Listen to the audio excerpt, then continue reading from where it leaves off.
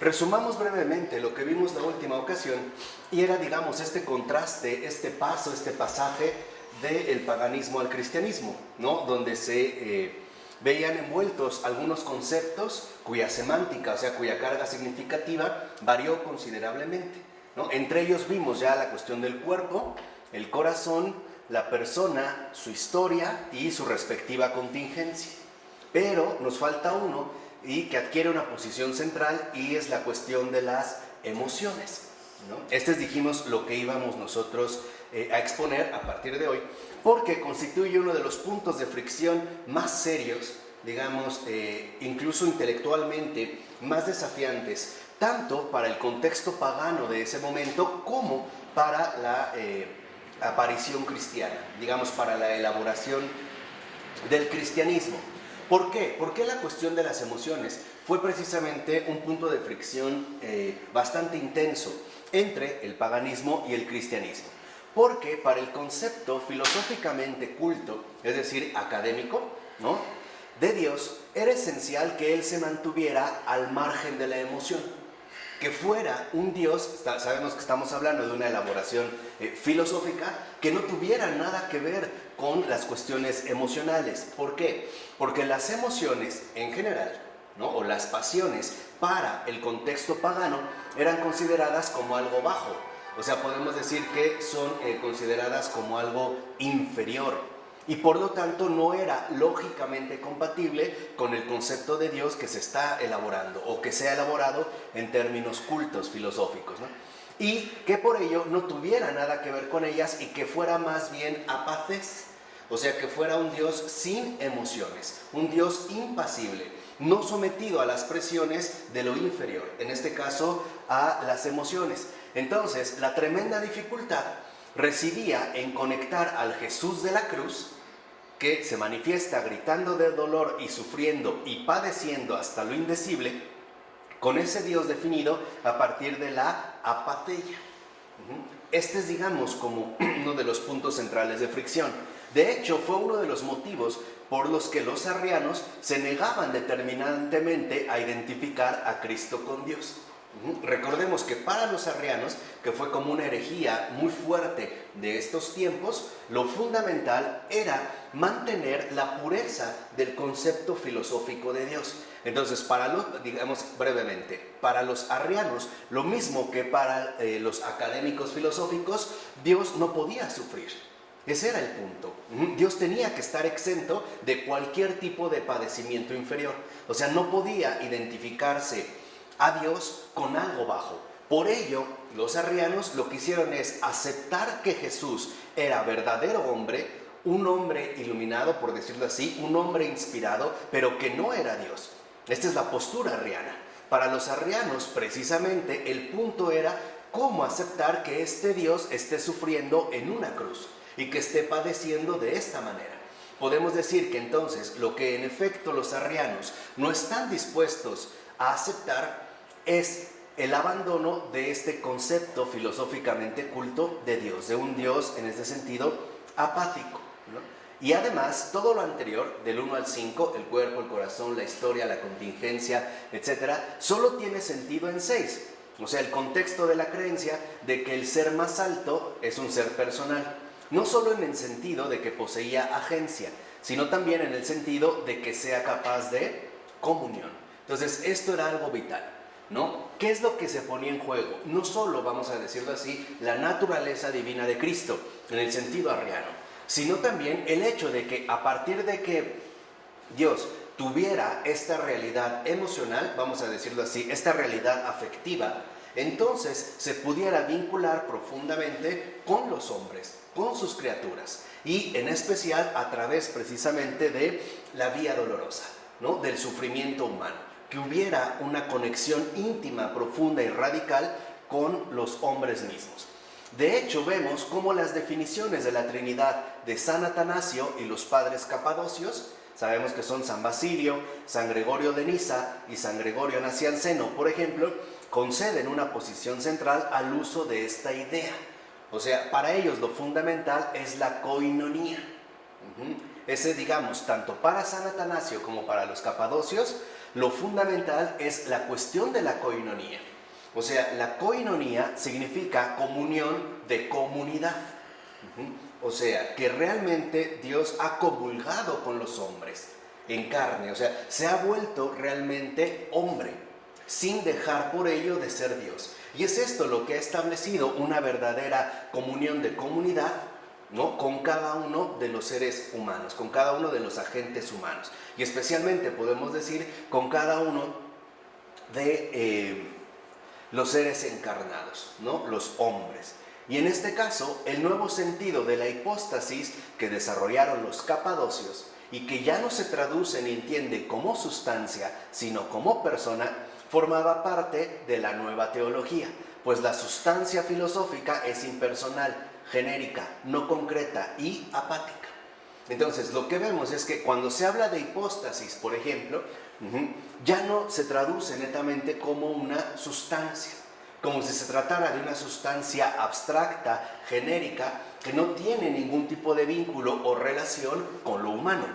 Cuando los padres capadocios y también San Atanasio realizan la nueva teología, ya no traducen hipóstasis como sustancia, sino como persona. De tal manera que entonces cuando ellos hablan de las tres hipóstasis, de las tres personas de la Trinidad, ya no se refieren a entes abstractos, sino a realidades concretas, personales y que para nada son apáticas, sino que en pocas palabras están vivos, ¿no? Se está hablando en este caso del Dios vivo. Entonces la idea de persona viva, concreta, contingente, histórica, encarnada, sintiente, etc., era un correlato de la comunión. Es decir, que la persona es ese tipo concreto de ser que puede tomar parte sustancialmente en la comunión, tanto trinitaria como con los demás seres humanos. Esta es la nueva teología.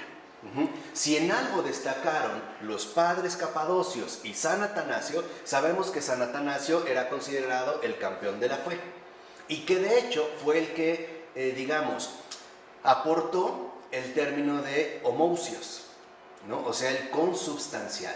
Cuando Atanasio define a Cristo como homousios, ¿no?, de la misma naturaleza como nosotros lo hemos traducido, no solo se está refiriendo a Cristo en términos abstractos, sino que lo que está afirmando Atanasio es que Cristo es verdadero Dios y verdadero hombre, con todas las implicaciones que esto conlleve. Por ejemplo, que Jesús, el hecho de hacerse hombre, involucra que ha entrado en comunión con la realidad humana en todas sus dimensiones. O sea, que no se ha mantenido al margen de ciertas cuestiones. Por ejemplo, sí, voy a tomar una apariencia humana, pero no voy a sufrir quizá como ellos sufren. O no voy a tener las limitaciones que ellos tienen. No sé si me explico. No, Atanasio asume la radicalidad de la encarnación. Entonces, lo que Atanasio, por ejemplo, va a definir es que precisamente el hecho de que Dios mismo sea persona, y que no sea una, sino que sean tres personas en una unidad, involucra que en el momento en el que Cristo ha entrado en comunión con los hombres en esta realidad concreta, los hombres ahora tienen acceso a la misma comunión trinitaria. Entonces digamos que las barreras que la filosofía académica imponía al hablar de una sustancia genérica se derriban. Y por lo tanto, Dios aparece en su verdadera manifestación, ¿no?, con todas las implicaciones que esto traiga consigo. Entonces, la intervención de Dios en la historia y particularmente la encarnación, que es vista para los padres de la iglesia, especialmente Atanasio y los padres capadocios, como intervención personal, pretendía transformarnos por completo al hacernos partícipes de la comunión que Dios de hecho ya es y vive. Esta es una primera parte. Entonces lo que vemos es que, por ejemplo, para Atanasio y los padres capadocios, la encarnación es, por así decirlo, el acontecimiento fundamental de esta revelación, ¿no? Es el acontecimiento central y no por ello desprecian o minusvaloran la pasión o la resurrección, sino que lo consideran como el acontecimiento histórico fundamental para podernos hacer partícipes de la realidad que Dios ya es y vive. Y por ello, con eso se pretendía mostrar la realidad de nuestra deificación o theiosis. Hoy nosotros no hablamos de deificación o no mencionamos el término theosis, simple y sencillamente hablamos de santidad. Entonces podemos decir que lo que ellos precisamente están proponiendo es que Dios se ha hecho verdadero hombre para que los hombres se hagan verdadero Dios, como Dios. No en un sentido individualizado, sino dentro de esta misma comunión. Y en este sentido fundamental, la salvación queda frustrada en la medida en que tratamos a Dios como un ser impersonal o como mero creador de un orden impersonal al que debemos ajustarnos. En efecto, lo que se ponía en juego, que es lo que la nueva teología va a rechazar, es la cuestión de la salvación. Si Dios no se ha hecho verdadero hombre, entonces todo lo que vivió es una farsa. No tendría absolutamente ningún sentido, porque no estaría vinculado de manera sustancial con la propia realidad humana. Este es, digamos, como uno de los argumentos fuertes que ellos establecen. Por eso, la crítica radical con respecto a los arrianos consistía en que los arrianos no solo rechazan la naturaleza divina de Cristo, sino que terminan anulando la salvación, porque este sufrimiento no es real. Esta sería, digamos, como una de las consecuencias que se busca rechazar. Y por lo tanto podemos decir que para la teología, la nueva teología que aquí se está elaborando, lo fundamental es que quede perfectamente claro la realidad concreta de la obra salvadora de Dios, de la obra divina, que no solo nos lleva al perdón de los pecados, sino a algo todavía infinitamente mayor, y es la deificación, la comunión con Dios, no solo, digamos, al nivel humano, como si se tratara de presentar una especie de sociedad moralmente buena, no, más radical, sino entrar incluso en la propia dinámica trinitaria, donde cada uno de nosotros alcanzaría su verdadera plenitud. Ya otros padres de la iglesia, no sé, por ejemplo, San Agustín, tenían clara esta imagen cuando decían que Dios bajó para que el hombre pueda subir, ¿no? Hay como digamos, un movimiento integral totalmente completo. Entonces, por el contrario, lo que vemos es que la nueva teología expone que la salvación solo es llevada a cabo mediante nuestro ser en comunión con Dios a través de la comunidad de seres humanos, asimismo en comunión, o sea, la iglesia. Por ello era tan fundamental y era tan relevante el no perder de vista la dimensión eclesial de la salvación. ¿Esto qué significa? Significa que entonces para los padres capadocios, ¿no? Y en general para los padres de la iglesia, la salvación no es una cuestión netamente individual, sino que implica la obra redentora de Dios en todas sus dimensiones. Es decir, el Señor ha hecho su obra, Dios nos ha salvado. Lo vemos a partir del acontecimiento fundamental de la encarnación, la pasión y la resurrección. Pero esta salvación no queda meramente, digamos, como un hecho impersonal, sino que ante todo nos vincula a nosotros a mantener esta comunión con Dios dentro de una comunidad de seres humanos que de hecho es la iglesia. En pocas palabras, lo que los padres, por ejemplo, de la iglesia están diciendo es que la salvación de Dios se recibe y se vive en la iglesia, dentro de la iglesia. Por ello, para ellos es fundamental el nunca apartarse de esta iglesia, ¿no? San Juan Crisóstomo en algunos de sus sermones es muy enfático al respecto e insistía una y otra vez: nunca tendrás motivos suficientes para apartarte de la iglesia, porque para ellos algo era demasiado claro. Apartarse de la iglesia significa renunciar a la salvación, ¿vale? Hoy en nuestro contexto las cosas han cambiado mucho y es lo que nos está explicando Charles Taylor, pero en este momento no era así. Para los padres quedaba claro que salirse de la iglesia, apartarse de la iglesia, era romper con la comunión que Dios nos ha propuesto, era renunciar a la comunidad a la cual Él nos ha invitado. Por eso era tan fundamental la realidad sacramental de la vida. Por eso ponían tanto énfasis, por ejemplo, en las adecuadas catequesis que la gente debía recibir para entrar a formar parte de esta comunidad. Si ustedes lo ven incluso en los padres de la iglesia, ¿no? Ya desde los padres incluso patrísticos, se ve claramente cómo para ellos era vital hablar del bautismo, ¿no? Hablar precisamente de esta realidad fundamental que es, digamos, como la alianza nueva que el Señor nos ha brindado para poder vivir esta salvación, ¿no? A partir, digamos, de sus presupuestos más esenciales. Hoy hemos desvirtuado precisamente la cuestión del bautismo, porque lo hemos convertido en algo así como un trámite social, ¿no? Mecánico, que no tendría implicaciones serias. Para ellos era justo lo contrario, al grado de que a mucha gente se le administraba el sacramento, o sea, se le bautizaba solo a edad adulta. O sea, una vez que estaba plenamente consciente de lo que recibía, del don inmenso que se trataba. Por lo regular se solía administrar ya en una edad madura. Después, bajo ciertas condiciones históricas, esto cambió, sobre todo con la aparición, por ejemplo, en Occidente, de enfermedades tan duras como la peste negra o algunas otras epidemias, donde incrementó la tasa de mortalidad, y entonces se decidió que en estos casos era importante bautizar a los niños, ¿no? O sea, pequeños, incluso recién nacidos, pero no era lo común en estos tiempos. Recuerden que incluso en estos tiempos, el recibir la Eucaristía, lo normal era hacerlo una vez en la vida, como laico, una vez. ¿Cuándo? En el momento en el que uno estaba agonizante, justo antes de morir. ¿Por qué? Porque así se buscaba tomarse en serio la Eucaristía y evitar cualquier posibilidad de volver a incurrir en pecado, ¿no? O vivir en pecado mientras se ha entrado en comunión con Cristo. Y esto es justamente la idea central que da sentido a todas las demás modificaciones de pensamiento pagano que hemos mencionado.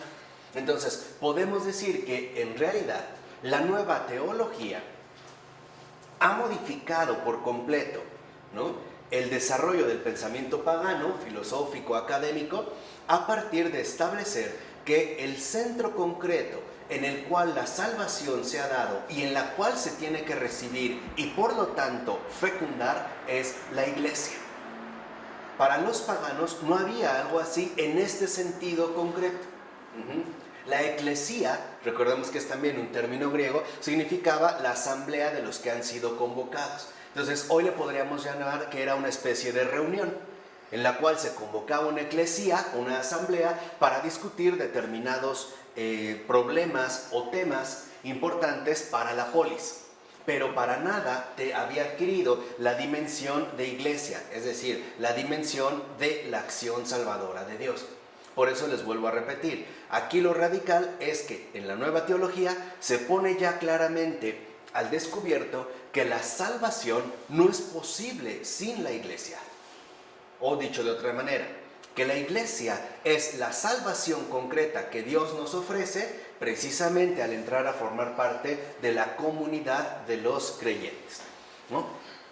Y aquí vemos cómo en efecto, a partir de la iglesia, las emociones, por ejemplo, adquieren su lugar adecuado en el amor de Dios, donde de hecho se manifiesta la naturaleza auténtica de la comunión. O sea, a diferencia del paganismo, aquí lo que se destaca es que las emociones sí juegan un papel netamente positivo. Vamos a decirlo así, las emociones son vinculantes, nos vinculan afectivamente con Dios, pero este Dios, al ser también persona, nos corresponde dentro de este movimiento. De tal forma que entonces no solo amamos a Dios, sino que Dios también nos ama. Y a tal grado que, como lo expusiera San Juan en su Evangelio, Dios nos amó primero. Entonces, esto también modificaba, por ejemplo, el contexto intelectual pagano, donde las emociones juegan principalmente un papel negativo al considerarlas inferiores. Lo que hace, digamos, la doctrina cristiana es destacar que las emociones no solo pueden derivar hacia un papel negativo, sino que se pueden orientar hacia una dimensión enteramente positiva, que sería la cuestión de la comunión, porque un amor no correspondido sería un amor incompleto. Entonces hay, digamos, un intercambio de reciprocidad, pero también define todos los demás cambios. O sea, esta noción de iglesia, esta noción de comunión, Porque ahora la comunión tiene que integrar a personas en sus auténticas identidades. Es decir, como seres corporales encarnados que establecen su real identidad a partir de su propia historia y contingencia personal. O sea, la Iglesia, en tanto comunión, está llamada a integrar a los pecadores, así y como es su vida, en su realidad concreta, en su identidad, vamos a decirlo así, netamente humana. De tal manera que entonces la salvación aquí literalmente se percibe en su dimensión católica, o sea, en su verdadera dimensión universal. Entonces, si lo vemos, comprendemos cómo los padres de la Iglesia han puesto las bases que siguen manteniendo a la tradición católica. ¿Qué entienden por Iglesia? No una institución humanamente organizada. Lo que entienden por Iglesia es una comunión universal de salvación. Esta es la Iglesia. Y esta es la médula de la Iglesia. Podrá, conforme pasen, digamos, los tiempos, ¿no?, necesitar de ciertas configuraciones humanamente necesarias, administrativas, etcétera, etcétera, económicas, políticas, sociales, sí, pero su columna vertebral es reconocer que la Iglesia es una comunidad universal de salvación. Por eso se hablaba de Iglesia católica. ¿Qué le da su universalidad? Digamos, ¿su dominio geográfico? No.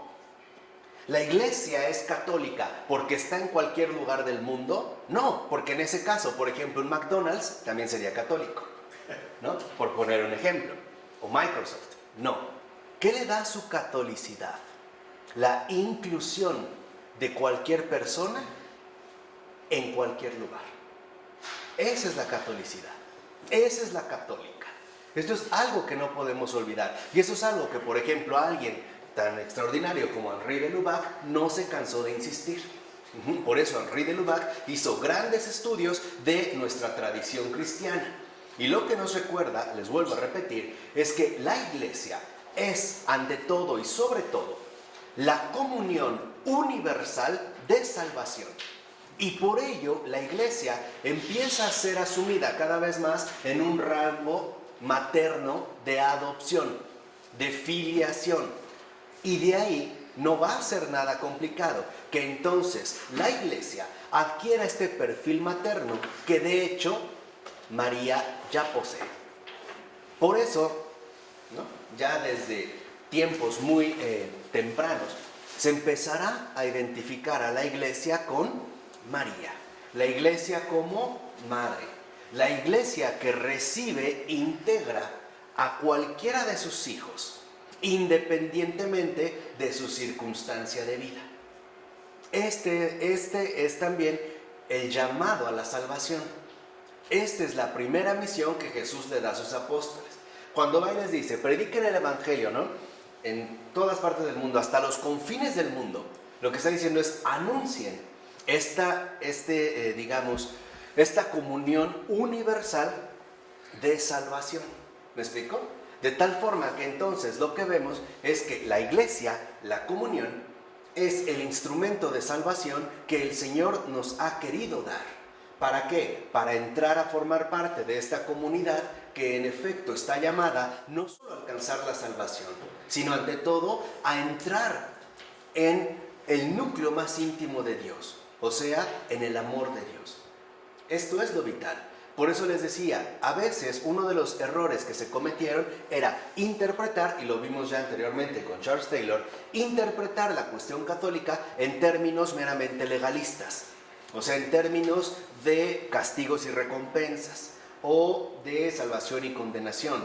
En realidad la Iglesia va mucho más allá de esta descripción, de cierta manera equivocada, que se pueda realizar. Entonces podemos decir, en síntesis, ¿qué es la Iglesia? Comunión universal de salvación. Es un llamado a que todos vuelvan a Dios. ¿Qué es la Iglesia? Es la encarnación concreta del amor de Dios. ¿Qué es la Iglesia? El amor del Padre por todos sus hijos. Esta es la Iglesia. Y esta es la nueva teología. Esto en el paganismo no existía. De hecho, en ninguna parte del mundo existía algo así.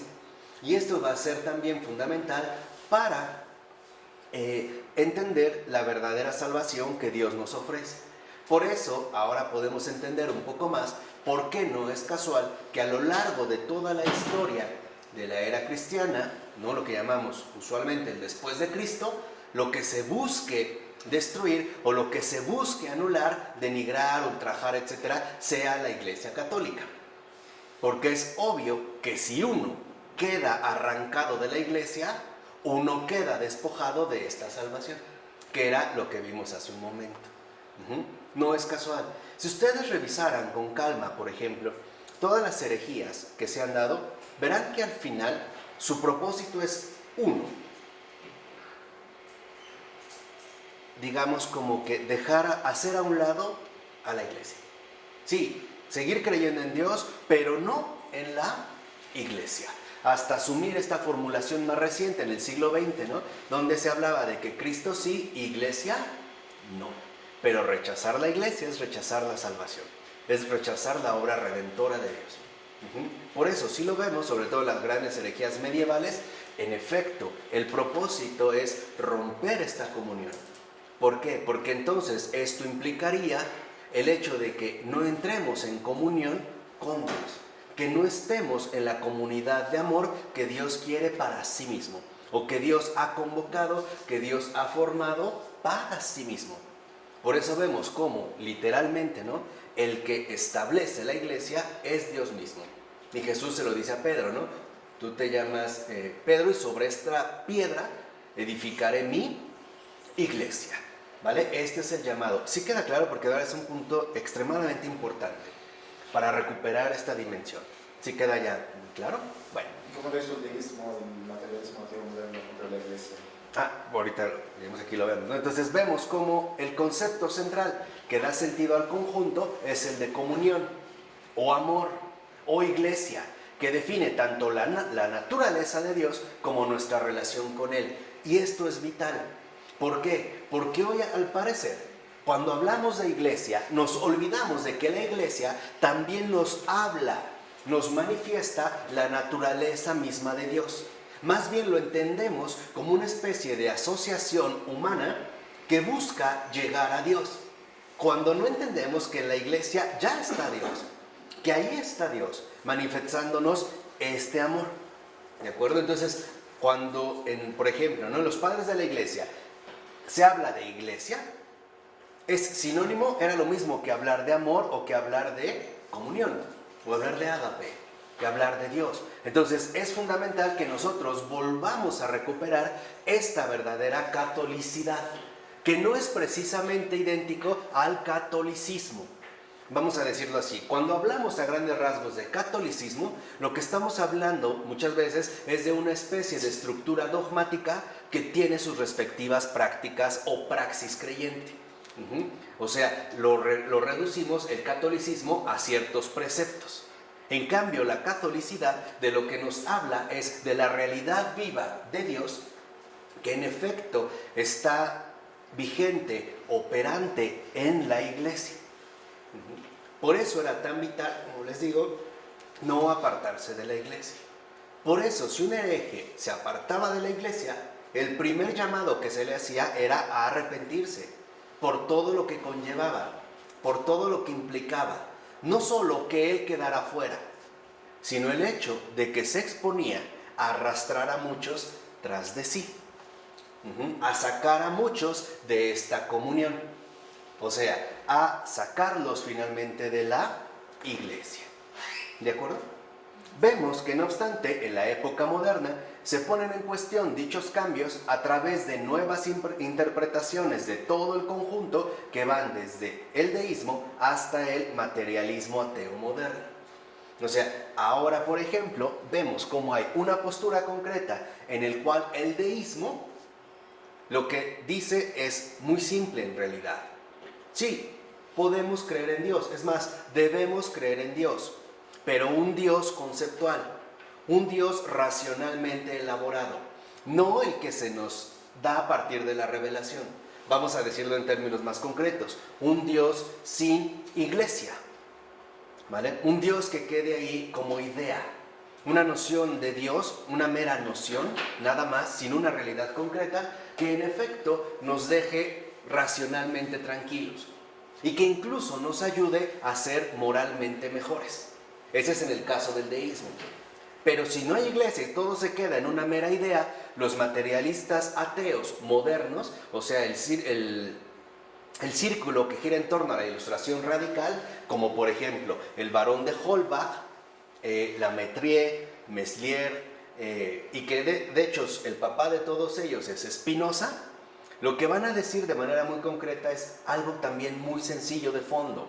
Bueno, si ya no hay comunidad, si ya no hay concreción del amor, si Dios se ha vuelto meramente una idea, una necesidad racional, ¿para qué lo queremos?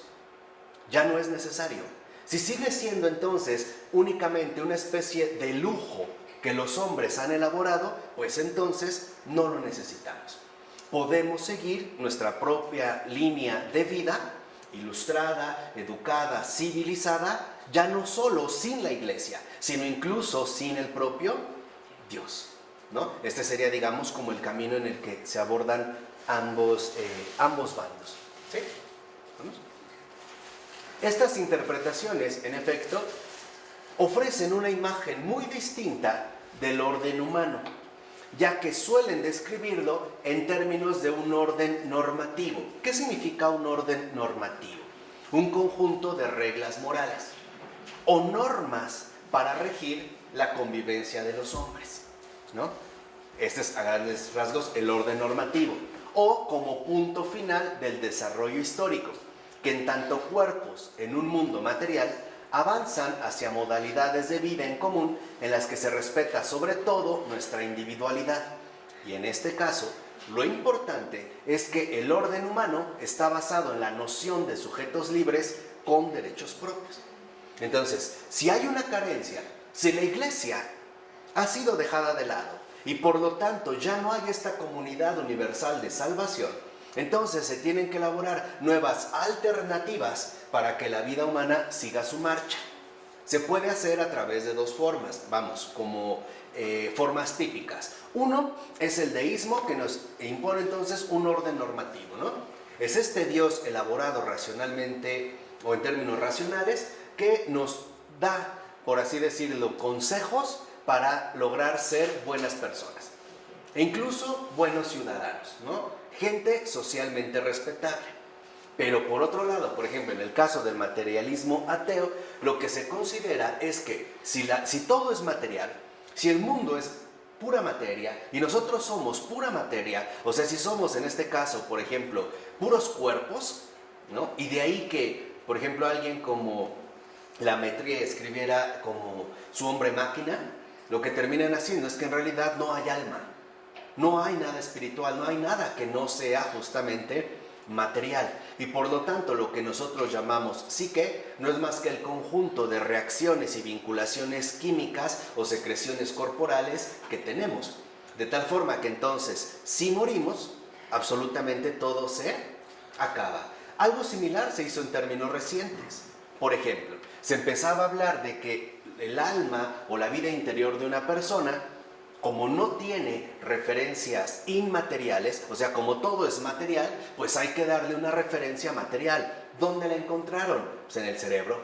Al grado de que hoy mucha gente está convencida de que lo que se llama conciencia o lucidez o vida interior depende de todo el conjunto de interconexiones y redes neuronales que el cerebro posee.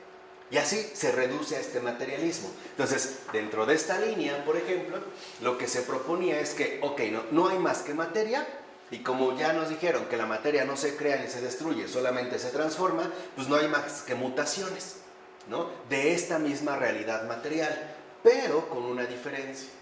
Si cada uno de nosotros es un ser material, entonces es obvio que se está identificando a la persona con una cosa.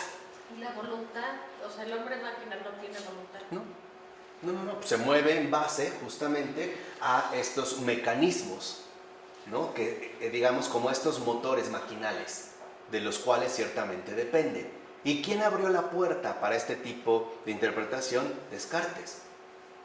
Al dividir los dos mundos, el mundo interior impermeabilizado y el mundo material, ¿no?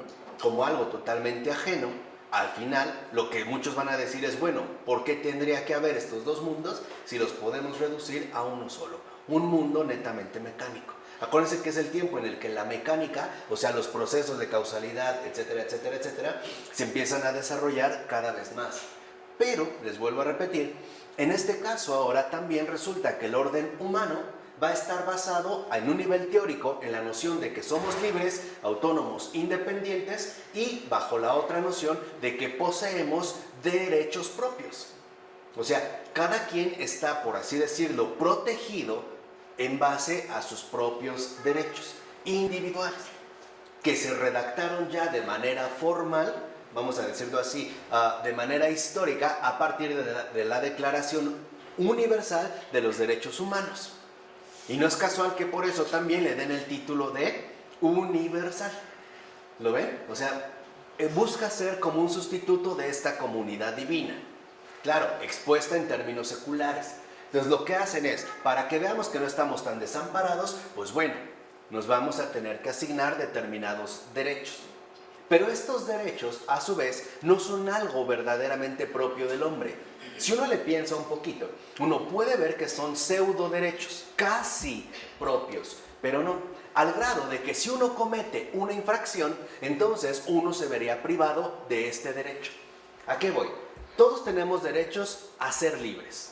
Sí, pero si yo cometo un acto delictivo, se me quita este derecho. No sé si me explico. O sea, son prestados, no son genuinos. Esa es una estrategia legal que aquí se impone. Y el paso en realidad fue sencillo, porque la noción de derechos nunca tuvo que ver, en un primer momento, con la realidad humana, sino con el ámbito comercial. E incluso lo podemos fechar a partir del siglo XVII, donde empieza a haber estas grandes expediciones marítimas y el intercambio, ¿no?, de ultramar y de las mercancías empieza a ser cada vez mayor. ¿Qué sucede? ¿Cómo voy a garantizar que si, por ejemplo, yo envío mercancías a otro país y estas se extravían o se rompen o son robadas, quién va a responder de este encargo? Pues se tuvo que elaborar todo un código legal para proteger estas mercancías. Y entonces se hablaba de mercancías con derechos que las protegen de ciertas adversidades. ¿Vamos? Esto es en el siglo XVII. Y después, casi al entrar el siglo XVIII, este lenguaje jurídico comercial se empieza a transponer poco a poco al ámbito jurídico social. Y por ello vemos que así como a la cosa se le da, es que no sé cómo decirlo, pero así como a la cosa se le da un derecho desde afuera, sin que sea inherente a la cosa misma, lo mismo se va a hacer en el caso de los seres humanos, o es la línea que finalmente quedó. Se hace una declaración de los derechos universales del hombre, la Declaración Universal de los Derechos Humanos, pero estos derechos no son otorgados. Obviamente, estos derechos son otorgados por aquellos que ostenten, en este caso, el poder, en este caso, el Estado. Entonces te dice, por ejemplo, el Estado, tienes derecho a la vida. Ah, pero si te portas mal, te mato. ¿Lo vemos? O sea, esta es una de estas tensiones. ¿Por qué? Por eso les decía. Porque de lo que se hablaba de derechos en términos comerciales de objetos, se socializó para convertirse en un lenguaje de hombres. Pero las tensiones inherentes no desaparecieron. ¿Vale? Solo es para tener como un contexto más amplio. Y vemos pues que, a diferencia del paquete cristiano, los elementos 1 a 5 quedan claramente despojados de su contexto de comunión. Y es obvio. ¿Por qué? Porque ahora, si lo que se enfatiza es la cuestión de la individualidad y por lo tanto la exaltación de los derechos individuales de cada ser humano, no necesito ningún tipo de comunión con alguien más para acceder a algo mejor. En pocas palabras, lo puedo hacer yo solo. Y como Calvino nos dijo, lo puedo hacer si soy muy productivo, si soy muy trabajador y si estoy muy responsable. Entonces, ahora, por ejemplo, la cuestión de la salvación ya ha quedado desvinculada de esta comunión. Y aunque por supuesto en este caso hay una especie de sustituto del ágape, la benevolencia, la propia comunión, tiene muy poco o ningún sitio, tanto en el panorama global como en el plano humano.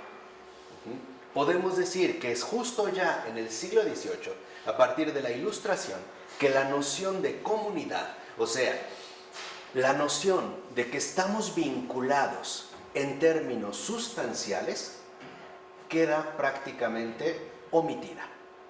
Ya no se trata de que estamos vinculados, sino de que cada quien tiene su paquetito de derechos y por lo tanto tiene la posibilidad de desarrollarse o no desarrollarse según él, digamos, se dedique o no a realizar su propio proyecto personal. ¿Vale? Esto es importante. ¿Por qué? Porque otra de las cosas que hay que destacar es que es justo a partir de estas pretensiones donde perdimos de vista el sentido social. No tenemos hoy desarrollado ya este sentido social. Lo vemos prácticamente en términos individuales, por ejemplo, en términos de autosatisfacción individual. Y por eso nos cuesta tanto trabajo que nos digan que necesito formar parte de una comunidad para poder disfrutar de mi plenitud o para poder alcanzar mi salvación, cuando para mí ya está claro, ya está plenamente integrado que esto lo puedo conseguir a base de mi propio esfuerzo, si es que me interesa, o que incluso, ¿no?, puedo, por así decirlo, salvarme a mí mismo o superarme yo solo, sin necesidad de reconocer esta vinculación esencial. Entonces, por ejemplo, un sociólogo contemporáneo como Richard Sennett, justamente lo que ha promovido es la recuperación urgente de nuestra socialidad, de nuestra verdadera dimensión social. Les voy a poner un ejemplo muy concreto para que vean cómo hemos perdido de vista esta dimensión social. Por ejemplo, en el mundo consumo en el que vivimos, lo fundamental es que la mercancía que se nos ofrece cause un efecto o un hechizo dentro de cada uno de nosotros. O sea, el mercado nos invita a comprar, pero nunca a pensar. Por ejemplo, si yo veo un determinado objeto llamativo, mira qué bonito, es más reciente, es nuevo, etcétera, etcétera, etcétera, entonces lo compro. Pero nunca me invita a pensar realmente quiénes hay detrás de la adquisición o la producción de esta mercancía. Esto, digamos, se omite. Lo quieren maquillar o disfrazar a través de los encantos del marketing o la publicidad. Entonces nosotros lo único a lo que llegamos es a reconocer que si hay un determinado objeto, entonces yo lo quiero comprar. Esa es la dinámica del consumo. Pero que en ningún momento se nos ocurra pensar realmente a costa de qué se obtuvo esta mercancía. ¿Vale? Esto es fundamental. Por ejemplo, ya sabemos que hay muchas personas que viven dentro de enormes buques chinos maquilando ropa y repartiendo alrededor del mundo, donde no ven la luz del sol 6 u 8 meses. Esto ya se sabe. Y estas personas sufren por haber dejado a lo mejor a sus bebés o a sus niños pequeños. Pero bueno, eso no se puede ver. Eso es justamente la invitación al no pensar. Lo único que a lo que se nos invita es a consumir. Y para nosotros, como estamos convencidos de que soy sujeto libre con derecho propio, lo que ahora defiendo es que yo tengo todo el derecho a comprar lo que a mí se me dé la gana, porque aparte ese es mi dinero, lo gané con mi esfuerzo y yo puedo hacer con él lo que a mí se me dé ¿qué? La gana. ¿Entienden? A partir de qué se vinculó. Por ello no es casual que, a diferencia en la Edad Media, la dimensión social de la existencia humana e incluso cósmica estaba perfectamente bien delineada. Por ello, por ejemplo, cuando una persona atentaba contra la unidad social, o sea, contra la comunidad, era severamente castigado comunitariamente. Ejemplo muy sencillo. Si de repente, vamos a suponer, yo le era infiel a mi esposa, yo no solo afecté a mi esposa, afecté a los hijos de toda la comunidad por el mal ejemplo que les estoy dando. Y estoy afectando y perjudicando a los demás hombres a seguir un camino equivocado.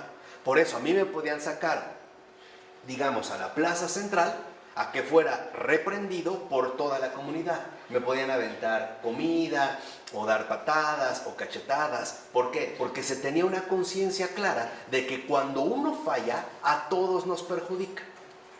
¿Sí? ¿Sí queda claro? Hoy no. Hoy para nosotros, si uno falla, lo sustituimos y listo.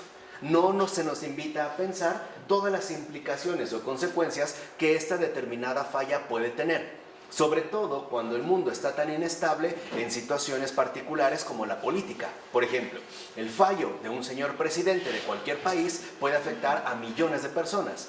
Por no hablar ya de la globalización, donde ahora no solo está involucrado un país, sino muchas veces toda la globalidad, toda nuestra vida global. Hoy sabemos que, por ejemplo, un hackeo o un colapso en un mercado financiero puede causar crisis en el mundo entero, ¿vale? Se han, digamos, vinculado al extremo y muchas veces por intereses netamente individuales. Alguien puede hacer quebrar o hacer un juego dentro de el mundo de las finanzas, el mundo financiero, generar un crack y entonces perjudicar a millones de verdad y millones de personas, ¿no? Lo que podría ser un virus o una cuestión por el estilo, hoy en estas dimensiones, pero aquí no. Hasta antes de ello, precisamente, la dimensión social estaba firmemente arraigada. Así que ya a partir de la época moderna, la comunión no tiene ningún sitio, ni en el panorama global, ¿no? El hecho de que nos veamos como una sociedad, pero tampoco en el plano humano. La integración, por eso nos es tan difícil. Por eso nos cuesta tanto trabajo el recuperar, y esto es lo delicado, todo esto lo comentamos para llegar a un solo punto, que es lo que nos interesa. Lo grave aquí es que hoy tenemos serias dificultades para experimentar de nuevo la comunión con Dios, la comunión con el amor. No tenemos como los puentes que podrían ayudarnos a vincular esta experiencia. Es como si en un antiguo fuerte le hubieran roto los puentes y está incomunicado, está aislado. No tiene manera de poder acceder a estas otras realidades. Por eso nos cuesta como mucho trabajo, ¿no? Cuando a una persona la invitas a formar una comunidad, le es tan difícil el entender el por qué. No tiene, digamos, como estas herramientas, culturalmente hablando. Vamos a decirlo, nuestra cultura es una cultura de la anticomunión. Es una cultura que no fomenta la comunidad. Y por ello, y dicho sea de paso, la Iglesia Católica, este es uno de los más grandes desafíos que tiene en estos momentos: recuperar y reinsertar en la comunidad el espíritu de comunión. Esto es lo más complicado. Tenemos como cultura una enfermedad espiritual y es la carencia o ausencia del espíritu de comunión. Y como bien nos lo enseñó el padre Pavel Florensky, cuando en lo espiritual, digamos, el buen espíritu desaparece, obviamente en términos espirituales vendrá otro a ocupar su lugar. Y esta es la enfermedad. Hoy, al parecer, carecemos de un espíritu de comunión y en su lugar se ha venido a filtrar un espíritu de división. Esto es lo grave. Esto es lo verdaderamente grave. Porque no solo lo vivimos en términos sociales que me parecen ya por demás evidentes, ¿no? Hoy hay una guerra de todos contra todos. Esto ya me parece que es hasta trivial mencionarlo. Pero la enfermedad grave que tenemos es el hecho de que ya estamos bien programados y bien instalados en el espíritu de división, en la contienda, en la rivalidad y en la destrucción mutua, que es justamente lo contrario, lo radicalmente opuesto de la comunión divina. Entonces, cuando por ejemplo en los Hechos de los Apóstoles se nos habla de la primera comunidad cristiana que todo lo tenía en común, lo que nos está diciendo es, no solo era una comunidad, vivían en comunión, compartían el mismo espíritu. ¿Sí se entiende? Esto es de verdad central, pero es fundamental que lo entendamos a la perfección. ¿Por qué? Porque tenemos que entender, en pocas palabras, a qué caramba nos estamos enfrentando. No podemos seguir como ciegos o con vendas en los ojos. Tenemos que ver y asumir los desafíos del mundo contemporáneo, especialmente como creyentes, pero en general, como personas, simple y sencillamente como personas.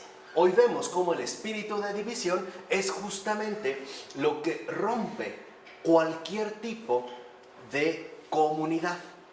Y aquí hay que entender dos factores. La comunidad puede representar un cierto número de personas reunidas bajo un cierto interés en común. Pero no significa que esa comunidad tenga comunión o viva comunión. Son cosas distintas. Ajá. Exacto, o sea, realmente la comunión significa que todos están bajo, fíjense, Mismo Espíritu de Cristo. o sea, bajo el espíritu del amor. Esa es la comunión. Por eso podemos ver cómo incluso en una comunidad religiosa puede no haber comunión. Exactamente. O sea, el hecho de que se reúnan no significa que ya se hizo. Por eso sí lo vemos en Pentecostés. ¿Qué recibieron los apóstoles? La comunidad ya la tenían, ya estaban juntos. ¿Qué recibieron? O sea, el espíritu de comunión. Ya eran una comunidad. ¿Qué les falta? La comunión. Esto es lo que el Señor nos sigue invitando a todos y cada uno de nosotros. Ya tenemos comunidad. Sí, ¿qué nos falta? Comunión. ¿Cómo se alcanza esta comunión? Fíjense, ¿cómo podemos evaluar o medir nuestro nivel de comunión? Si es que lo tenemos. Muy sencillo. Si para mí el orden de la vida es primero Él, Dios, después tú, el prójimo y al último yo, estoy en comunión. Pero si para mí es primero yo, después tú, si me conviene o me interesa, el prójimo, al último Él, Dios como un objeto de lujo que voy a utilizar como un paraguas solamente cuando llueve y no me quiero mojar, entonces no estoy en el espíritu de comunión. ¿Cuáles son nuestras prioridades? San Juan lo dijo de una manera más bella. El que dice que ama a Dios pero no ama a su prójimo, miente. O sea, no está en el espíritu de comunión, aunque esté en la comunidad. ¿No es ese el anticristo? No dijo San Juan, no se preocupen, el anticristo ya llegó. Es más, salió de entre nosotros, pero no era ¿qué? De los nuestros. ¿Lo entendemos? Había comunidad, pero ¿qué faltaba? Comunión. Este es el desafío de la iglesia contemporánea.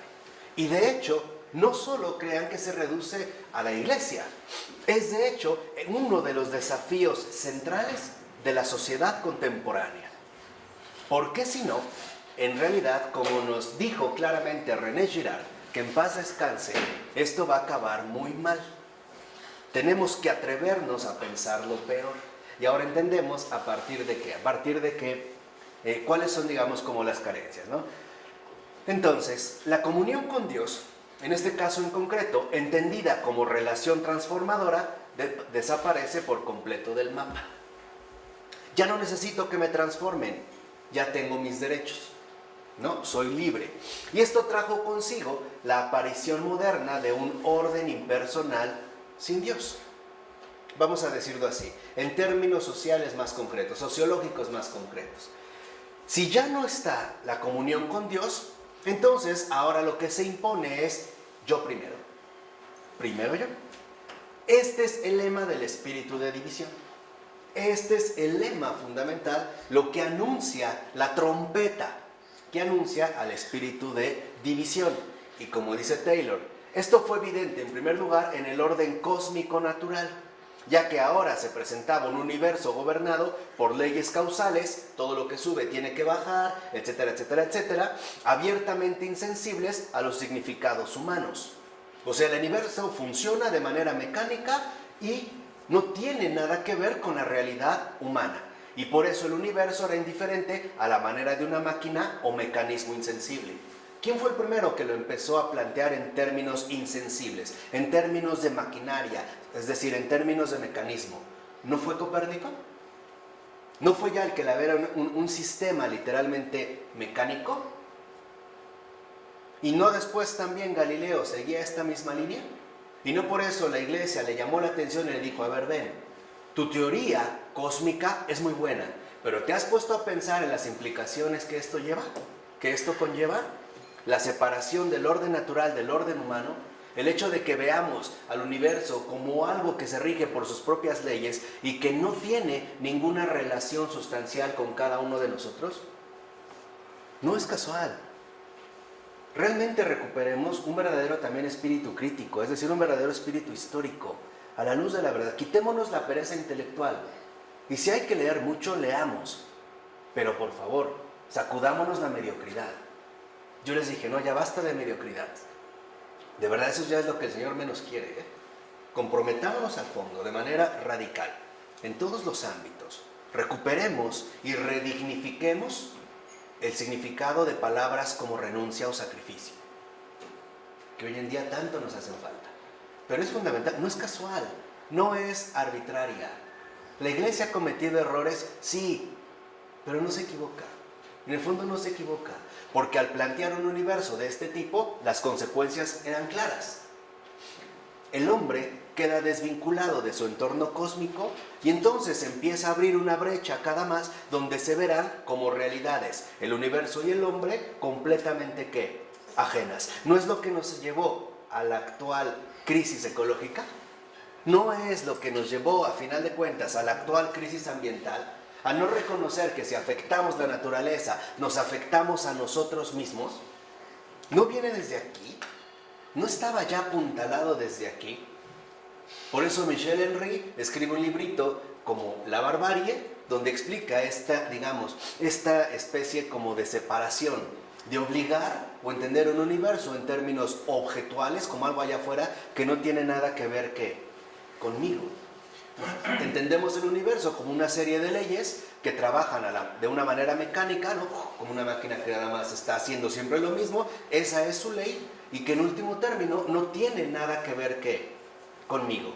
¿Y acaso nos olvidamos del Génesis, que no somos parte de esta misma creación? ¿No tomó polvo de esta tierra que Él ha creado? Y no incluso la naturaleza vino primero. Y después se nos insufló el espíritu de vida, pero no seguimos siendo tierra, no seguimos siendo polvo. No por eso el Papa Francisco en su llamada encíclica verde nos está volviendo a recordar el hecho de que el universo no es una máquina, sino una casa en común, que en efecto está viva y que está estrechamente vinculada con cada uno de nosotros. Y que si algo le pasa a la creación, la criatura se va a ver perjudicada. O sea, me parece que ya estas líneas están siendo como muy claras, ¿no?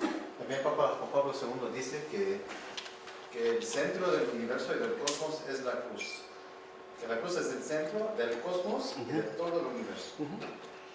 Sí. Ese es la... Al final de cuentas, todo está crucificado, ¿no? Todo está llamado a planificarse en una realidad auténtica. Pero en este caso en concreto, lo que quiero que entiendan es que este abandono de la comunión también se extendió a nuestra propia realidad creatural. Tampoco ya va a haber comunión entre el universo y el hombre, entre la creación y la criatura. El espíritu de división empieza a tomar más fuerza y empieza literalmente, ¿no?, a vomitar sobre todo el orden de lo creado, de tal forma que nosotros sigamos líneas que también están, promovidas por este espíritu de división. Hoy, ¿cuánta gente? A ver, los transgénicos. En el caso de los transgénicos, ya es un hecho de que si tú siembras transgénicos, no vas a poder obtener más de 2 cosechas. Y la tierra donde sembraste se convierte en tierra enteramente estéril. No es posible devolver a volverla productiva. Se convierte en una tierra estéril, la mata. Independientemente, no estamos hablando ya de los riesgos que conllevan a la salud, estamos hablando de la creación, la mata. La pregunta es, ¿les importa? No. ¿Por qué? Porque para nosotros el universo no tiene nada que ver con nosotros. Si tú contaminas el mar, ¿a ti qué? Por eso van a la playa, se exponen, se compran sus cervezas, sus latitas, su comida, se van y dejan todo. Tíralo, no pasa absolutamente nada. Y también lo traspasamos a través del aire, ¿no?, del agua, en estos vehículos rápidos, ¿no? sin entender que creación y criatura están profundamente vinculados. Si uno se ve afectado, el otro también ¿qué? Se verá afectado. No es el mismo espíritu de comunión el que el Señor literalmente nos compartió en el matrimonio. ¿Por qué nos dijo que los dos se harán una sola carne? O sea, nos está diciendo, ustedes están en comunión. Si uno de ustedes falla, no solo va a fallar individualmente, va a arrastrar ¿a qué? A la otra persona, ¿no es cierto? Y hoy por eso, pues, entonces, ¿para qué queremos esta comunión? Mejor vamos a vivir juntos, a ver si funciona, a la manera de un experimento, ¿no? Y si no, pues nos ¿qué? Separamos, no va a pasar absolutamente ¿qué? Nada. Hoy este es, digamos, como el desafío social más importante, la recuperación del espíritu de comunión. Y esto involucra, primero, poder literalmente purificarse del espíritu de división. Este es, digamos, como el proceso gradual que tendremos que ir avanzando. Entonces dice Taylor, hemos ingresado en una nueva era en la que la antigua religión ya no es una idea cómoda. ¿Qué es entonces lo que realmente incomoda de la antigua religión? O sea, el cristianismo, o sea, la iglesia. La comunión. Eso es lo que incomoda. ¿Por qué tengo que depender de otros? ¿Por qué tengo que estar vinculado a otros? ¿Por qué tengo que reconocer que si mi hermano está sufriendo, yo no puedo ser realmente feliz?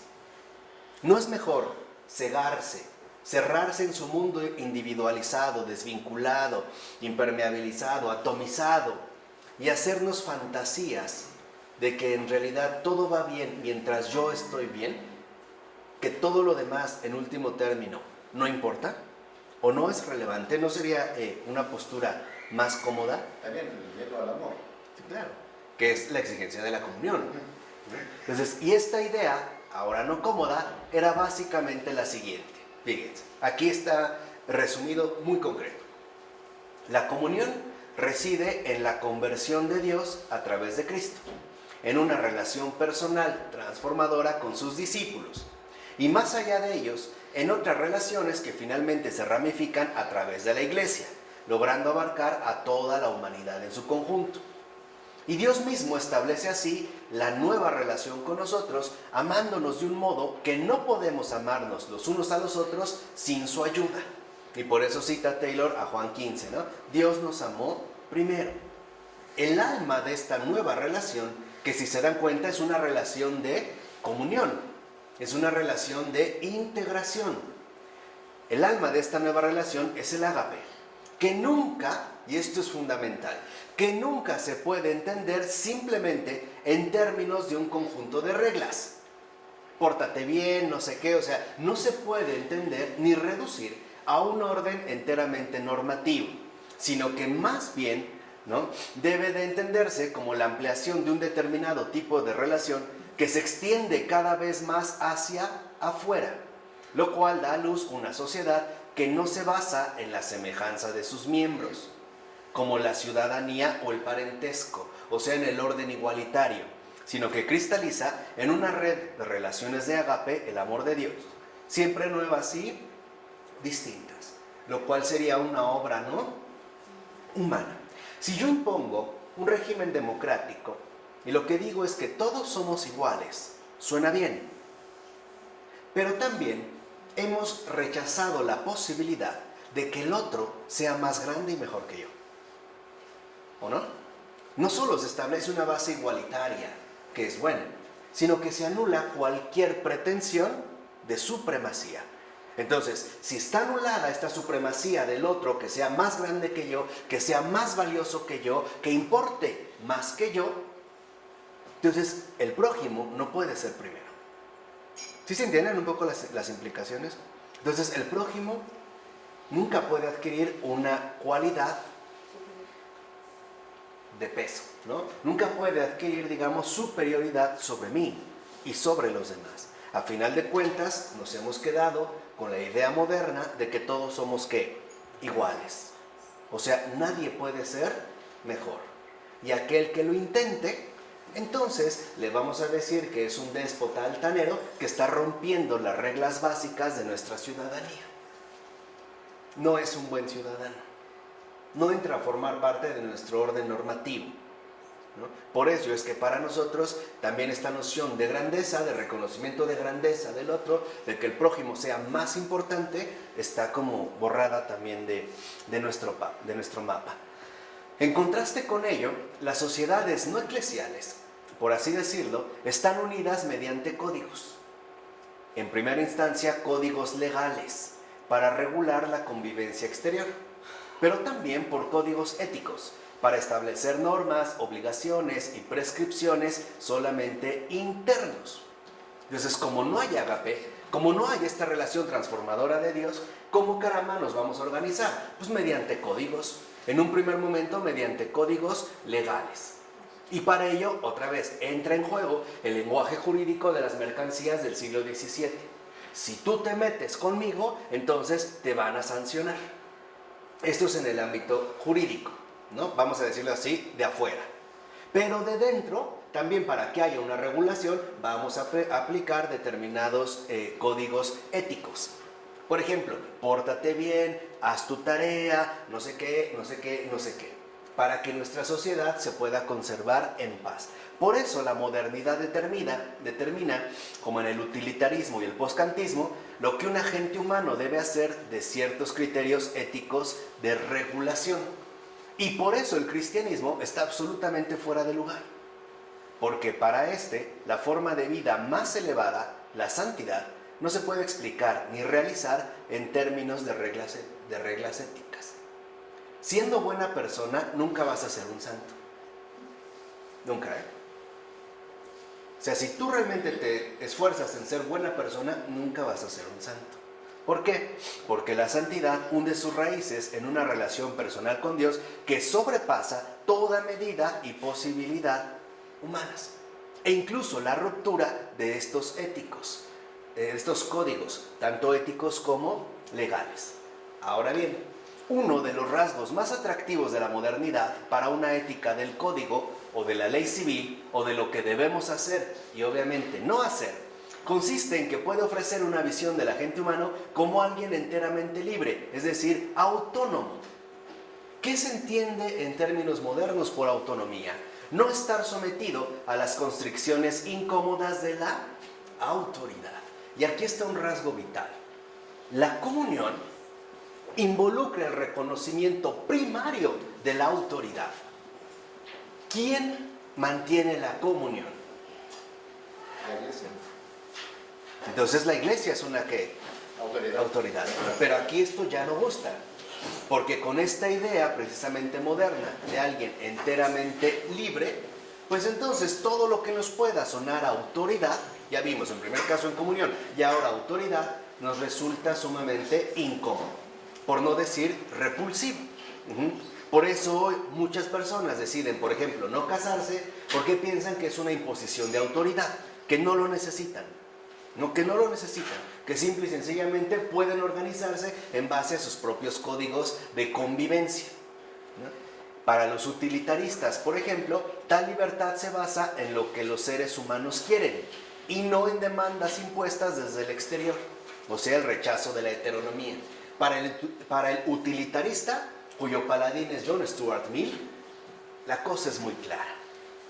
Tú haz lo que quieras, no importa. Tú haz lo que quieras. Lo importante es que tú obtengas tu autogratificación, que sigas esta línea y que nadie te imponga desde el exterior lo que tienes que hacer. O sea, la anulación de la heteronomía, pura autonomía. La propia palabra ya es significativa, porque el que la inventa literalmente en cuanto tal es Kant, ya que le va a dar, digamos, como este peso.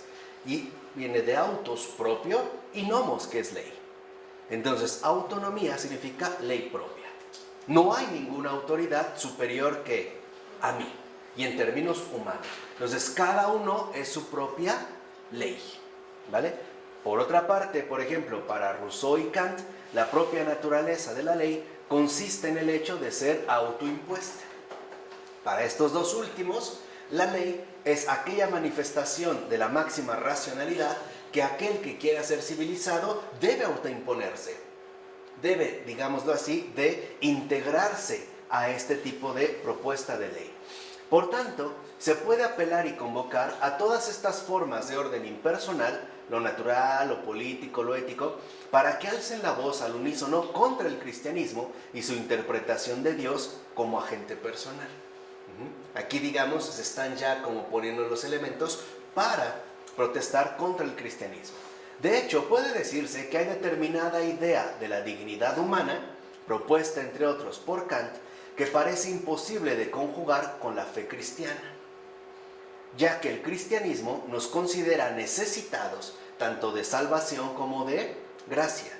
Y así la misericordia, por ejemplo, es entendida como un nexo personal de comunión, entra en conflicto con la supuesta supremacía de un código humanamente superior, ya sea natural, ético o político.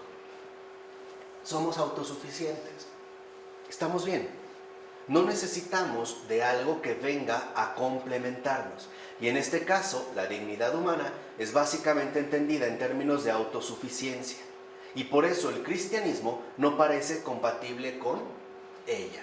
En términos éticos o políticos, sabemos que si hierras en algo, lo que tienes que hacer es aplicarte más en el cumplimiento del deber, ¿no? Tienes que salir por cuenta propia. Y lo anterior tiene que ver además con la objetivación, ya que objetivar un dominio determinado significa privarlo de fuerza para nosotros, o al menos poner entre paréntesis los significados que ha tenido para nosotros en la vida. Es convertirlo en un objeto. Objetivarlo a la manera de una teoría que en realidad no tiene nada que ver con mi propia realidad concreta. La gran mecanización que promovió la imagen científica del mundo, producida en el siglo XVII, por ejemplo, fue en este sentido una objetivación, ya que no establece normas, o sea, significados vitales o esenciales para nosotros. El mundo, en estas teorías mecanicistas, está ahí como una gran máquina que funciona de manera independiente de nosotros, a través de sus propias reglas y leyes, nada más.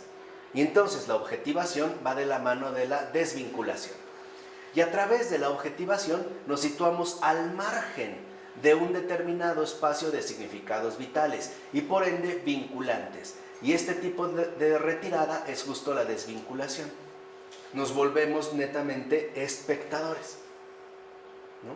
Y a esto es a lo que nos hemos acostumbrado si hablamos, por ejemplo, de una cultura del espectáculo, de lo espectacular, que nos puede impresionar, sobre todo a través de la manera en la que es transmitida actualmente en los medios masivos de comunicación, pero que no por ello nos sentiríamos vinculados a ese acontecer o a esta, digamos, aparición. Y hoy lo vemos, por ejemplo, en el ámbito de las comunicaciones. Puede ser que una noticia absorba mucho nuestra atención, pero así puede llegar otra y otra y otra. Y con ninguna sentirnos realmente ¿qué? Vinculados. Es más, nos pueden pasar un mensaje donde se nos diga que firmemos tal cosa, parece que estamos de acuerdo, pues sí firmo, pero en realidad no estamos vinculados. ¿Por qué? Porque no hay espíritu de comunión. Y dijimos, para nosotros la comunidad ya no es algo vital.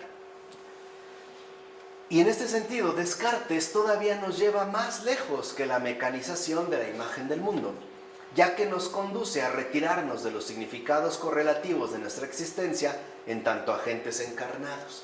O sea, en términos, digamos, más recientes. Para Descartes, tal parece que ahora todo puede reducirse a lo mental. Y todo lo demás puede ser puesto en duda. Todo.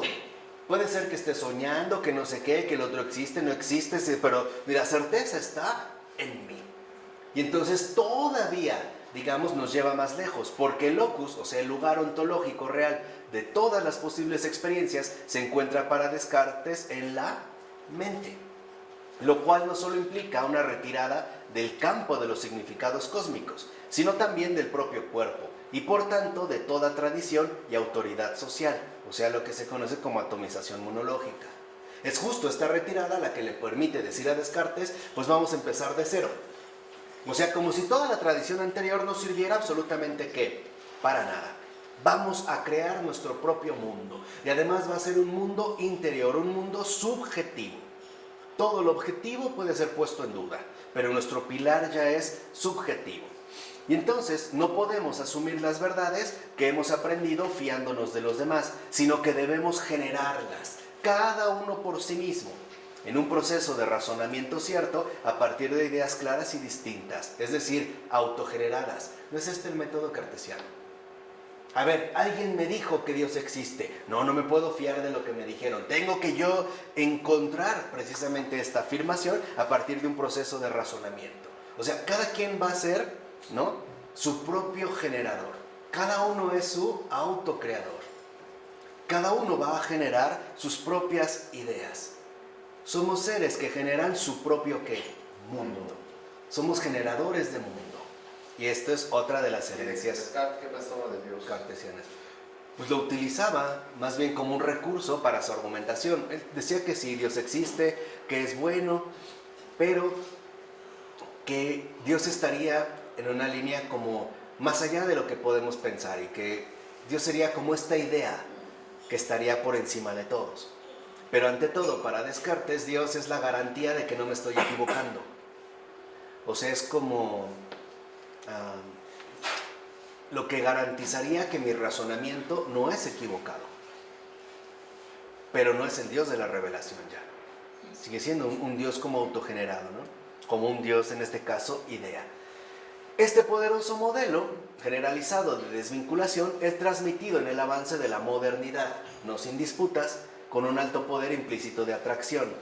De hecho, era fácil tomar el prestigio de la actitud desvinculada, autosuficiente, basado en el éxito de la ciencia natural y en el sentido de la superioridad moral, para dar un salto hacia la conclusión de que esta es la única posición correcta para todo tipo de modalidades, tanto de indagación teórica como de prácticas de vida. No obstante, la desvinculación es una estrategia que nos atrofia, ya que no nos permite comprender a fondo las múltiples diferencias que nos rodean y que nos invitan constantemente a salir de nuestra autorreferencialidad, de nuestra mismidad, de nuestra aceidad, para poder comprenderlas y afrontarlas adecuadamente. Y es permitiéndonos ser interpelados por los mecanismos que no consiguen hacer encajar en nuestro abanico de significados ya identificados, como podemos empezar a discernir cómo hay que afrontarlos y transformarlos, cómo hay que asimilarlos si es que queremos comprenderlos. Y esta es la definición fundamental del diálogo. En Descartes no puede haber un diálogo. No hay diálogo, hay monólogo. Cada uno habla para sí mismo, ¿no? Cada uno realmente está, autogenerando su propio mundo. Aquí no, es exponerse a todas estas diferencias que nos invitan precisamente a discernir cómo hay que afrontarlos para poder, reconocerlos. Debemos superar, pues, la perversa tentación de convocar toda la realidad al banquillo del método autorreferencial que solamente atrofia y distorsiona nuestra humana comprensión. Creer que si yo no lo autogenero, si yo no lo produzco, si no me convence, entonces pues es falso. O sea, tenemos que volver de nuevo a la sana objetividad, a la realidad objetiva, no solo al banquillo del método, del yo pienso. ¿O no lo entiendo? Empieza con yo dudo, ¿no? O sea, dudo, luego pienso. Sí, pero el importante es que soy yo el que lo está haciendo, ¿no? Hay una autorreferencialidad, que no es precisamente el yo concreto personal, sino esta res cogitans o esta sustancia pensante, ¿no? Una cosa que piensa por ahí, raro, pero que es autorreferencial, ¿no? Que es, autónoma, ya no está dirigida o vinculada con algo más. Además, el banquillo del método, yo pienso, parte de la motivación basada en el prestigio y la admiración, autocomplacencia de la propia actitud, y esto es vital, porque se vuelve atractivo con la sensación de libertad, poder, control, dominio, invulnerabilidad y dignidad que suele irradiar. O sea, orgullo. Orgullo. Hemos creado mundos, ¿no? Hemos constituido mundos. Y es lo que dice Taylor. ¿Cómo se puede no admirar esto tan atractivo y seductor? ¿Cómo se puede no sentir que es una actitud epistemológica superior? ¿Cuántos no te dicen en esta actitud? Es que los últimos, no, tú no sabes nada de física cuántica, no has leído los estudios más avanzados en base a la ciencia o a la técnica o en tal lugar. O sea, hablan desde la arrogancia.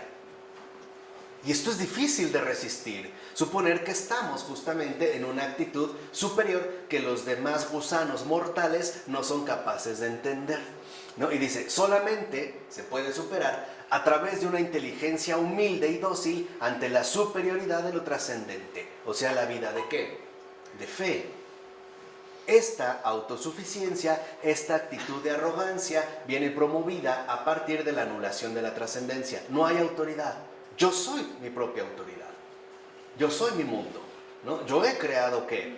El mundo. Todo es autorreferencial. Dice, ahora bien, en la actitud desvinculada había otro poderoso factor que ejercía su influencia, la limitación a las creencias populares. Nada tontos, o sea, plan con maña. Es como hoy un poco lo que hacen todas las propagandas comercializadas de todos los ámbitos sociales, a partir del descrédito, ¿no? Es como si yo quisiera hablar de la obra de un pintor, pero solo me concentro en su peor cuadro. Y entonces digo que es un pésimo pintor. Como hoy, fulanito de tal robó tanto, entonces ya es un delincuente terrible que hay que exterminar, ¿no? En base, digamos, a la estrategia del desprestigio. Y entonces vemos, por ejemplo, lo que decía Hume o Gibbon acerca de las creencias religiosas, particularmente cristianas, no tomaban en cuenta a un San Francisco de Sales, por ejemplo, sino que denunciaban la superstición en general a partir de creencias populares, no siempre ortodoxas, o sea que ni siquiera estaban realmente afianzadas en la ortodoxia, y así dejaban de lado figuras tan importantes como el que hemos mencionado. Dicho brevemente, solo ofrecían estos críticos de la religión un retrato peyorativo de la religión popular para desacreditar a todo el conjunto del mundo creyente, particularmente cristiano. Esa es la estrategia. ¿Sí me explicó? Es como aquel que tome a un sacerdote pederasta para desacreditar a todo el sacerdocio y de una vez nos vamos con toda la iglesia y, ¿por qué no?, con cualquier religión basura que solo nos quiere atrofiar. Esa es la estrategia, ¿no? La desacreditación.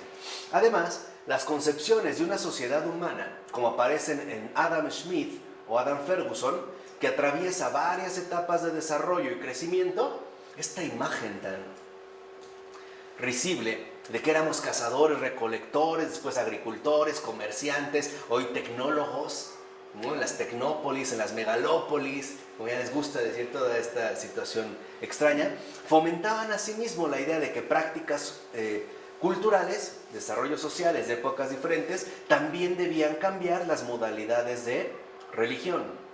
Y entonces, esta era su argumentación. Como el cristianismo ya es algo históricamente anterior, pues ya no puede formar parte del nuevo orden vigente. Es lo que alguien te dice, pues el matrimonio ya pasó, ¿no? Eso era antes. La virginidad, no hombre, eso era hace años, ¿no? Ahorita ya no. Ya estamos en son otros tiempos, ¿no? Ya no estamos en los tiempos de la casa recolección. Ya estamos en la era digital, ¿no? Del mail, de las redes sociales, etc. Entonces, pues, todo tiene que cambiar. Todo va en ese sentido. O sea, una propuesta evolutiva, donde todo lo que suene a históricamente pasado será visto como algo históricamente obsoleto. Creer en Dios a estas alturas, por favor. Cuando viajamos ya en tren, cuando podemos tener conversaciones telemáticas unos con otros, por favor. Eso es para tontos. Prender una veladora, ¿para qué? Si podemos encender un iPad, ¿no? O utilizar otras redes muchísimo más eficaces que este tipo de situación. Entonces, estas concepciones forman parte de esa conciencia episódica que acabará siendo un elemento cada vez de mayor importancia a lo largo del siglo XIX hasta nuestros días, y que considera anticuado todo vestigio histórico en tanto no compatible con el presente. O sea, todo lo pasado no está a la altura de los tiempos presentes.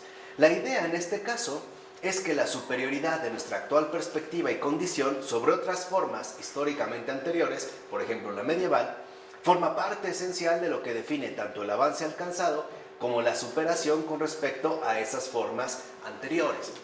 O sea, tendemos a pensar que los únicos que están bien somos nosotros. Todos nuestros predecesores estaban equivocados. o por lo menos estaban mal. Los tendemos a ver en términos de inferioridad, ¿no? Y esto, creo que la peor imagen que nos pudieron insertar fue cuando no sé si les tocó en la educación primaria, en la educación básica, que les hablaran del origen del hombre. Y entonces nos pidieron una monografía bastante nefasta, donde aparecía de repente una especie de bola de pelo, ¿no? Que iba así como, y miles y millones de años hasta que llegó al Homo erectus, ¿no? Lampiño. Esta es la idea.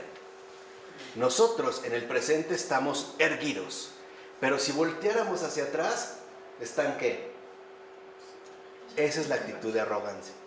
Esa es la estrategia. Y no es fácil superar esa tentación, porque obviamente nos quiere imponer como una actitud de superioridad, pero al mismo tiempo de secreto desprecio, desprestigio, rechazo, aborrecimiento de todo lo que consideramos finalmente ¿qué? Inferior. ¿No es esto lo que ha conducido en términos socialmente actuales al rechazo de los ancianos? Al considerar que no tienen nada que aportarnos, nada que decirnos, que no son más grandes que nosotros, sino al contrario, mínimos porque no saben utilizar las nuevas tecnologías con las que contamos, entre otras cosas. Pero veamos de dónde viene, ¿no? Y aquí, como dice Taylor, ¿no? Y así tenemos, por un lado, el orden natural, el universo, liberado de las intervenciones milagrosas y providenciales de Dios. Ya sabemos que ahora lo pensamos en términos de un mecanismo, regido por propias leyes, ¿no? Un funcionamiento mecánico. Por otro, un orden social diseñado por nosotros según la razón y que tenemos que construir mediante la actividad productiva y disciplinada. O sea, trabaja y pórtate bien, si no te va a ir muy mal. Y por último, una ley que define y cuestiona ese orden, ya sea entendida como ley política. Por eso después se van a elaborar las grandes constituciones, hasta ya que van a hacer una nueva constitución en la nueva Ciudad de México, ¿no? Participa, tú decides, por favor, en serio.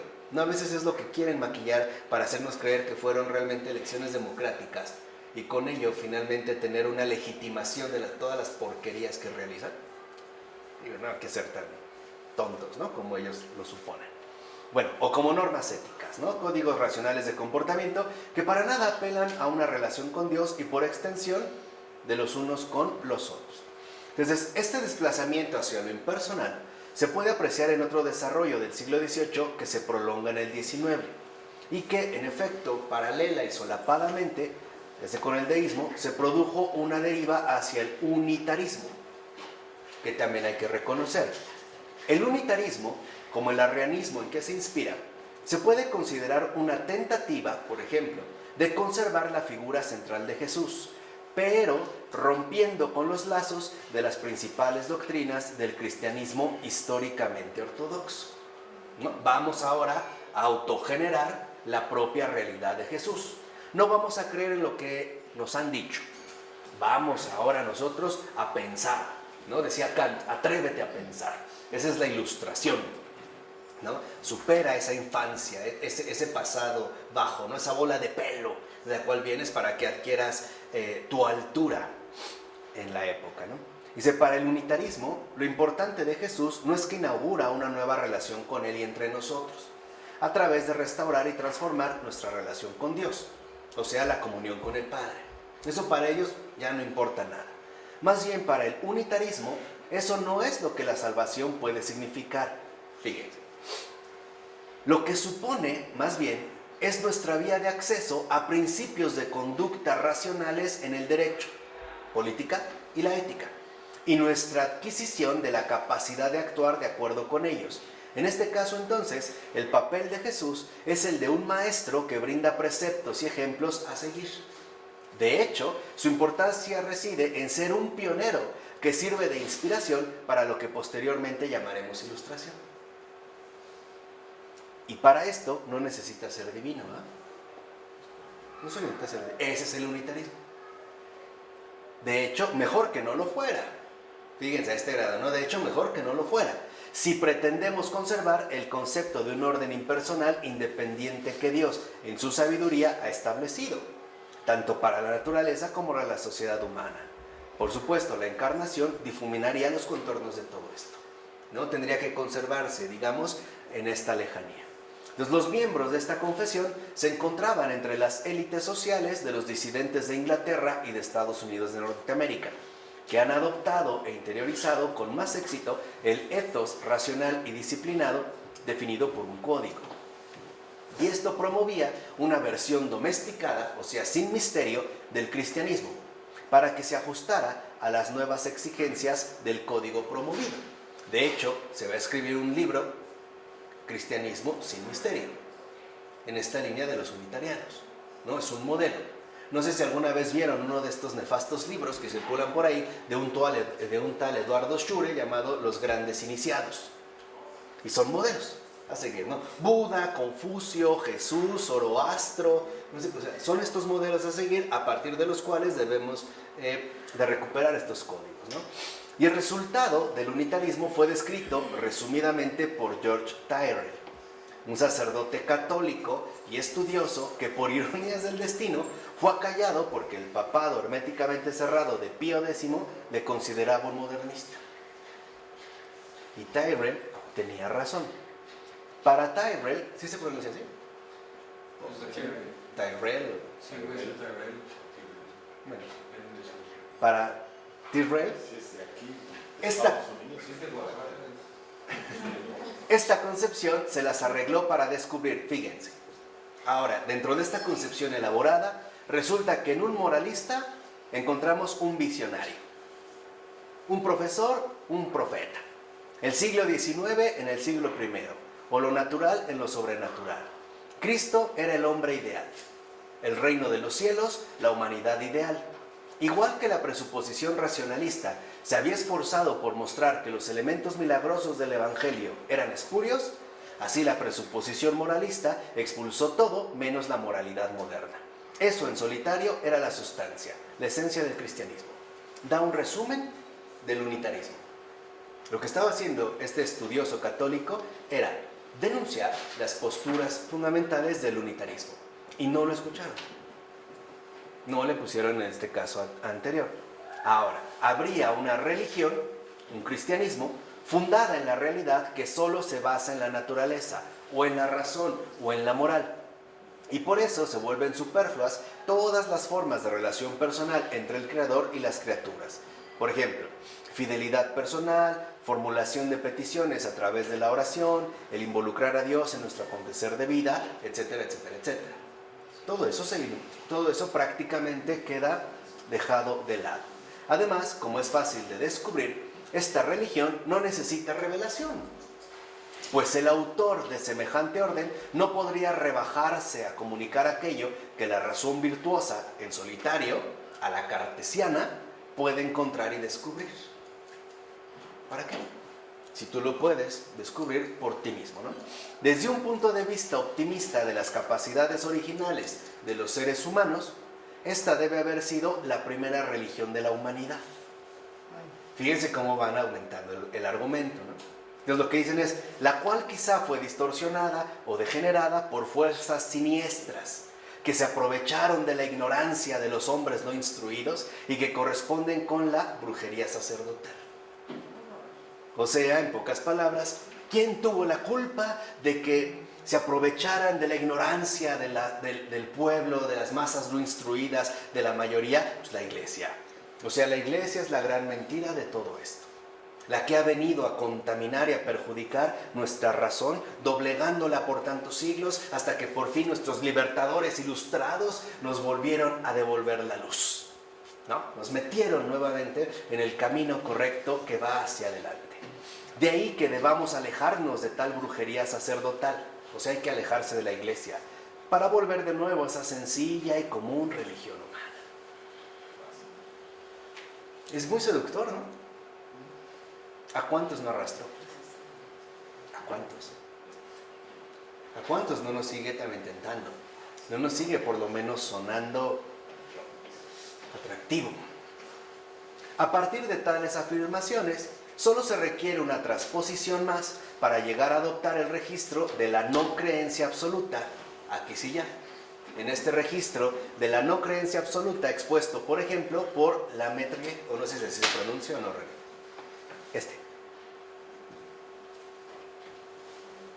¿así se pronuncia? ¿Lametrier? Lametrier. Bueno, o Lametrier, que era miembro de la ilustración radical en el hombre máquina, lo que les dije. Ya vimos este proceso, ven cómo se va decantando con más radicalidad. ¿Y lo ven cuál era el propósito? Que salgamos de la iglesia, rechazar la comunión. Entonces llega un momento en el que Lametrier dice, si el ateísmo estuviese ampliamente difundido, todas las ramas de la religión serían entonces destruidas y arrancadas de raíz. No más guerras teológicas, no más soldados de la religión, terribles soldados. La naturaleza, infectada por el sagrado veneno, volvería a conquistar sus derechos y su pureza. Sordos a toda voz, los mortales tranquilos no seguirían más que los consejos espontáneos de su propia individualidad, los únicos que pueden conducirnos a la felicidad. No necesitas a nadie. ¿En qué año dijo esto? Siglo XVIII. Porque suena mucho como a Richard Dawkins. Sí, claro, pues de ahí vienen. De ahí vienen, justamente de ahí vienen. Estos son sus antecedentes, lo mismo que Michel Onfray y algunos otros, de aquí vienen. Este es su línea. Es justamente el punto que van como exponiendo. Aquí ya podemos ver el desplazamiento desde la fe hacia el ateísmo a través de la fase intermedia del deísmo providencial, que ciertamente abrió a nuestra civilización un espacio para la no creencia, el ateísmo. Así que el paso al deísmo comporta algo más que un simple cambio de fe. Fue la preparación del terreno. De hecho, el presupuesto de fondo del punto de vista deísta supone desligar la cuestión de la verdad religiosa de la participación en una determinada práctica comunitaria de vida religiosa, justamente porque todo se hace ya en solitario. O sea, digamos que una de las pretensiones del deísmo era convencernos de que la iglesia no es necesaria para nada. Que tú puedes llevar a cabo tu camino, incluso religioso, por tu propia ¿qué? Cuenta, sin que nadie te diga nada. Tú puedes autogenerar cuáles son tus propias expectativas. Obviamente, al quedar enganchados por la autorreferencialidad, el espíritu de división puede hacer su acto de entrada. Y aparte triunfal, porque al estar encantados con nosotros mismos, se rompe cualquier posibilidad de reintegrarnos en una dimensión comunitaria. Entonces Dios, pues, es una mera entidad sobre la que tenemos que razonar para salir del marco propuesto por el propio deísmo para arribar al ¿qué? Al ateísmo. Ese es el paso. Y esto a su vez sugiere que los seres humanos que forman sociedades siguiendo las disposiciones normativas del orden moral moderno, ¿no? OMM, y satisfacen sus propósitos utilizando lo que la naturaleza suministra con la ayuda del conocimiento preciso científico de la misma, lo harán precisamente a través de lo que posteriormente llamaremos tecnología. Entonces sería el paso del protestantismo al deísmo al ateísmo. Exactamente. Exactamente. Ese es el punto. Por eso les decía, las implicaciones que a veces se pueden cometer tienen mucha relevancia, ¿no? O sea, no son inofensivas, pues. No son para nada inofensivas. Y por ello es que Taylor nos está reeducando en la seriedad histórica. Porque parece que damos saltos inmensos, ¿no? Sin tomar en cuenta la realidad concreta del acontecimiento. Pero tal orden moral moderno llegará a verse profundamente afectado por la imagen de una naturaleza de mandíbulas y colmillos teñidos de rojo que tendrá Darwin como principal exponente y defensor. Ya abordaremos a Darwin. La naturaleza ahora es vista como algo hostil, llena de luchas y conflictos ineludibles entre los fuertes y los débiles. Ahí cambió en el siglo XIX. Mientras que aquí la naturaleza es ese orden que funciona de manera perfecta, es decir, maquinal, después la naturaleza ahora aparece con un rostro siniestro donde hay una lucha por la supremacía, ¿no?, de la especie para que se logre mantener la supervivencia. Pero todavía aquí no aparece, ¿no? Ya se dará. Esta interpretación pesimista de la naturaleza acaece ya en el siglo XIX. Dijimos, tiene a su principal exponente a don Carlos Darwin. Por el momento, debemos reconocer que las nuevas condiciones de la sociedad contemporánea con respecto a la creencia y la no creencia coexisten incómodamente y a menudo combaten entre sí. Y que desde esta óptica podemos comprender parte de las reacciones contra la modernidad. así como el impacto que ha causado sobre la creencia moderna, tanto a favor como en contra.